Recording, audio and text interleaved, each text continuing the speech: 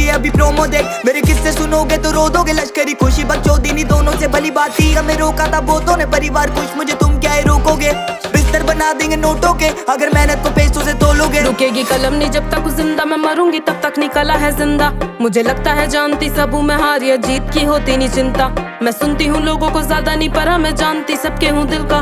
मेरे होते पड़ोसी अमीर जो पैसा या बातें बनाने से मिलता। लो आदत डाल मैं रुकू ये होगा नहीं, सोचा नहीं किसी ने करूंगी सब। पैसों से लाखों का भरूंगी पेट में, मुझे नहीं कमाना भरने को घर। पहले भी बोला है मकसद नहीं है मेरा कमाना पैसा या कमाना फेम।